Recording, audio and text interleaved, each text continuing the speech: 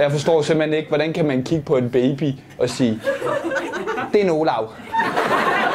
Og det har mine forældre jo gjort, da jeg blev født, så jeg forstår det ikke. Det er onsdag aften, og Torups kælder er fyldt op. I aften er der open mic, et arrangement, hvor både nye og erfarne stand-up-komikere kommer for at afprøve deres jokes og finpudse deres punchlines. En af aftenens komikere er 21-årig Olav Dybro Lundsgaard, der har taget hele turen fra Odense til Aarhus for at teste sit materiale. En lang tur, som Olav brugte på forberedelser. Altså det gode ved at tage til Aarhus, eller hvor det nu man skal hen, hvis man skal optræde i en anden by, det er jo, at så kan man jo forberede noter. Jeg sætter nummer for hver jokes, og så prøver jeg at se, om jeg kan dem udenad. Hvis man vil det her comedy meget, og bor i en by, hvor der ikke er comedy så ofte, så er man også nødt til at ofre og tage herop. Efter en lang køretur og masser af forberedelse, så er det vigtigt for Olav at levere varen. For en dårlig optræden kan virkelig gå ud over humøret.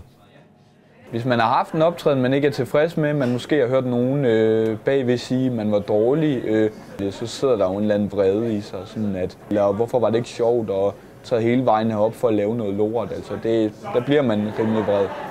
I skal give stor hånd til Olav Lundsgaard i den her.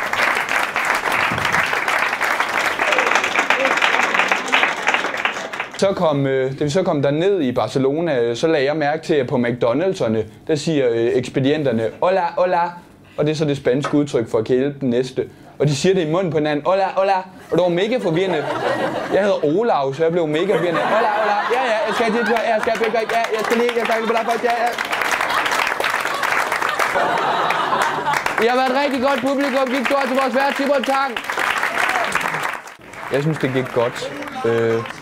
Jeg var lidt nervøs inden, og synes min McDonald's i Barcelona, den fik publikum til at grine, sådan, inden jeg sådan rigtig fik sagt den færdig. Der er publikum jo allerede flækket af grin. Jeg vil sige, comedy er næsten lidt ligesom i fodboldsammenhæng. Hvis du taber en kamp 3-0, så er alt jo forfærdeligt, men hvis du bare vinder den næste 5-0, så er alt jo godt. Hvad vandt du i dag?